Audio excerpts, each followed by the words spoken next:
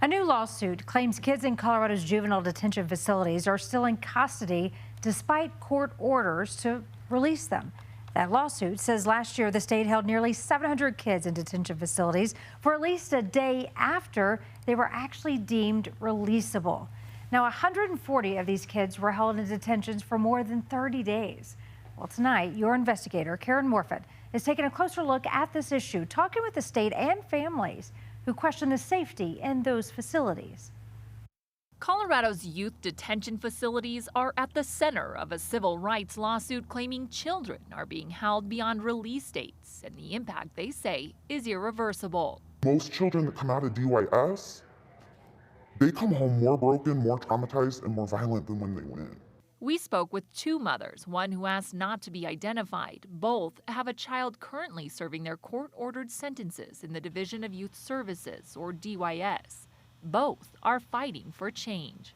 They need options, they need help, they need structure to be able to be in the community. It's one of the issues raised in the lawsuit filed by groups like Disability Law of Colorado and the ACLU. They argue CDHS, Colorado's Department of Human Services, is failing to provide community-based services to youth offenders who are legally entitled to them, instead keeping them in facilities that they say are, quote, dangerous and harmful. At a point that we need true accountability and transparency and honesty from the very system that is supposed to be protecting them and helping families navigate these things. CDHS says because of open litigation, they cannot discuss specifics, but did agree to weigh in on concerns about the security of those facilities.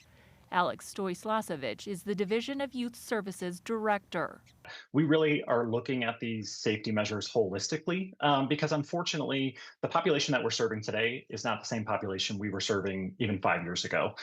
We know that youth that are coming to us today are being charged with more violent and serious crimes. New in the role, he has what he's calling a business plan for improving safety. That said, we also need to be able to balance that with the programming piece, with family engagement. For families currently navigating the system, there is hope that moving their concerns into a courtroom will ensure more transparency and more action. I have hope, and I know that even if it doesn't turn around right away, this is the first step. Karen is your investigator, your reporter, and your neighbor in Jefferson County. She was born and raised in our great state like many of your reporters. So if you have a story idea in your neighborhood and you want your reporter to dig into it, just send us an email.